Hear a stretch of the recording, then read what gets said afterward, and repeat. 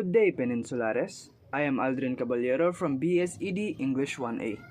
At ako ay naglibot sa buong campus ng BPSU Dinalupian Campus upang magtanong-tanong sa mga estudyante roon kung ano ba ang filosofiya nila sa buhay at paano nila ito na-apply sa kanilang sarili. I'll take you there in 1, 2, 3. Gotcha. Nandito tayo ngayon sa labas ng BPSU Dinalupian Campus at tayo maghahanap ng mga student na pwede nating ma-interview. Let's go! Good morning po. Ano po yung pangalan niyo po and program po?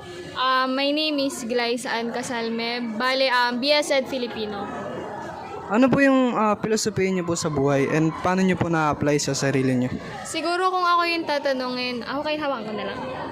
Kung ako yung tatanungin, yung motto or yung parang pinapaniwalaan ko sa buhay ko is yung yung quotation na if it's for you, it will find you. Kasi parang naniniwala ako na kahit hindi mangyari yung bagay na gusto ko at the time na gusto ko siyang mangyari, parang alam ko na may time na darating yon or may tamang panahon si Lord na nilaan para dumating yung bagay na yon. Alam ko na kahit hindi ko siya makuha sa paraang gusto ko or sa paraan or sa panahon na gusto ko, alam ko na dadating yung isang araw na pinlano ni Lord na tamang timing para sa akin para mangyari yung bagay na yun. And na-apply ko siya sa buhay kasi parang kapag kunwari hindi ko siya or minsan kasi kapag syempre yung gusto natin hindi natin nakukuha agad, nalulungkot tayo.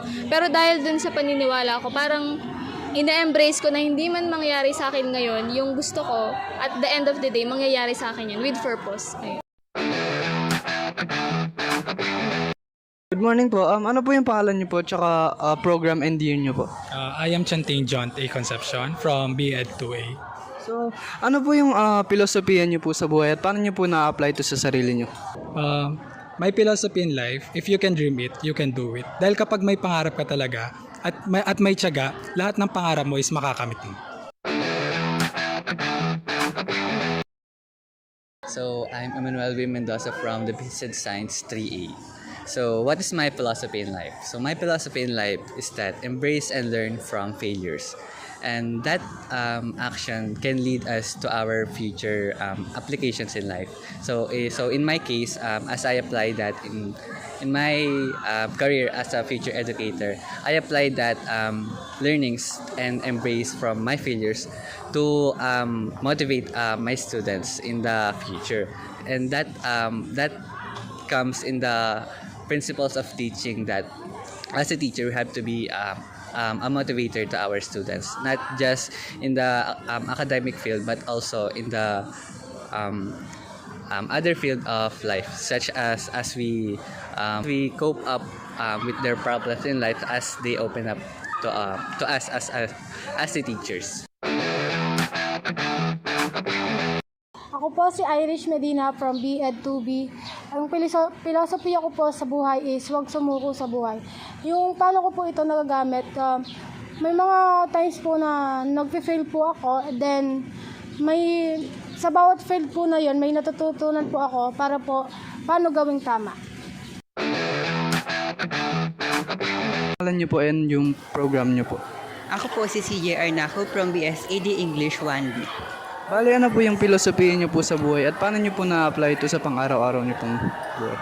Ang filosofiya ko po sa buhay ay when life gives you lemon, make a lemonade. At nagagamit ko po ito sa pang-araw-araw pamumuhay sa pamamagitan ng alam po natin na maraming blessing na nakalaan sa mundong ito. Pero hindi po lahat ng blessing na yon is para sa atin.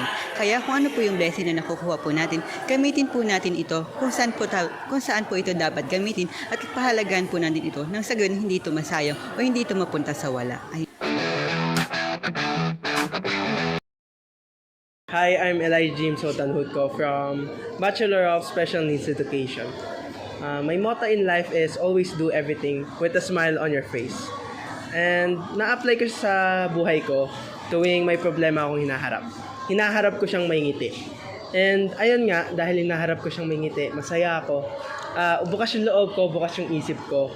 Mas mabilis yung ideas na pumapasok sa akin, mas tumatanggap ako ng criticism, mas nadali kong nasusolusyonan yung problema. Nagagamit ko rin to tuwing nakikipag-socialize ako. tuwing nakikipag-socialize ako, palagi akong nakangiti. And hopefully yung ngiti ko na yon may mapangiting iba, and hopefully yung napangiti ko may pangiti pang iba hanggang sa maghawa-hawa na. It might not be a big impact, pero it is still a impact. Hello, I am John Rio Vindo. I'm from the Bachelor of Secondary Education, major in Science. So, my philosophy in life is whatever will be, will be. Ang ibig sabihin nito is mangyayari ang mangyayari. So, dapat yung pangyayari na yun i-nurture mo and pahalagahan mo. And I mean is, yung pangyayari na yun, dapat hindi ka maging stagnant doon. Dapat i-improve mo yung pwede mangyari sa hinaharap. Kasi, ayun kasi yung sinasabi na hindi pwedeng hanggang dito lang. Dapat i-improve mo lagi yung mga na-experience mo sa buhay. Hi, my name is Alan Maynako from Bachelor of Early Childhood Education. I'm from BSED 4B. So yung aking motto o yung filosofiya sa buhay ay the greatest amount of wasted time is the time not getting started.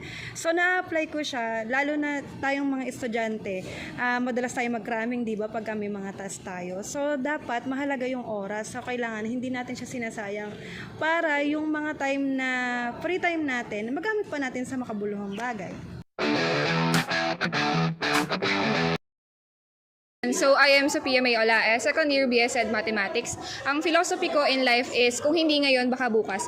Na i-apply ko siya sa buhay kasi alam naman natin lahat na pare-pareho tayo. Meron tayong mga goal and also mga bagay na gusto nating ma-achieve or makuha. Pero may mga time din na may mga hadlang para makuha natin yon. And yung mga hadlang na yun yung mga nagdudulot sa atin na mag-doubt sa sarili natin. And using this motto, ginagamit ko to para i-remind yung sarili ko na kung hindi ko man nakuha yung gusto kong ma-achieve ditong time na to, no, possibly meron pang kinabukasan or meron pa sa mga susunod na araw. So, hindi ko nililimit yung sarili ko na dahil hindi ko siya nakuha today, wala na, tapos na. Hindi. Dahil yung motto ko, kung hindi ngayon, baka bukas. Kung hindi ko siya nakuha ngayon, I'll try another day. Kasi ayun yung ayun yung essence kung bakit merong kinabukasan. Kasi it is another chance to try and to test kung hanggang saan pa yung limitation. Ayun. My name is Lorraine J.G. Ramirez from second year BSED Math. So my philosophy in life is be the change you wish to see in the world. So paano nga ba yun na-apply sa buhay ko? Ano nga ba yun? Kasi para sa akin, hindi naman natin kailangan na maghintay para sa iba na kumilos. Bakit hindi natin simulan yun sa sarili natin? Hindi natin kontrolado yung mga iba't ibang bagay, pero kontrolado natin yung decisions natin and actions. So halimbawa, sa akin, I want a friendlier environment. So sa pamamagitan ng pagngiti ko sa kahit hindi ko kakilala, masasabi ko na simulan ko siya sa akin. Sa simple gestures and just simple actions na yon, masasabi ko na naging role model ako or naging tagapagsimula ako ng mabuting gawa. And sa pamamagitan nun, baka katulad ko na before is naghihintay lang na may mag-step up, baka may iba rin tao naghihintay lang sa isang pa na maging leader nila bago sila sumunod at para maging contributor na mabuting gana sa mundo. Ayun po. Hello, my name is Jasmine Dondonilla from BSED Social Studies 1A. My philosophy in life is that learn from the past, focus on the present, and prepare for the future. I apply it on my life by leaving the past behind, but I'll always remember the lesson I learned from it to improve the present me and be prepared for the future that's ahead of me. Sa pagtatanong ko at pakikipag-usap sa mga estudyante sa BPSU, ay napag-isip-isip ko na napakaganda na meron ka na kahit isa lamang na filosofiya, sapagkat ito ay nangangahulugan na ikay merong dahilan upang magpatuloy sa buhay. At sa pagtatapos ng video ito ay aking ibabahagi sa inyo ang aking namang filosofiya, which is live in the moment. Ito ay nasabi ko na rin sa ibang tao na ginawa ang proyektong ito gaya ng ginawa ko. At muli kong ibabahagi ito sa inyo. Ang aking filosofiya sa buhay ay ang live in the moment. Kailangan enjoyin natin at namnamin ang bawat segundo, oras na ating nararanasan, mga pangyayari, sapagkat we only live once. And yun lamang po. Salamat.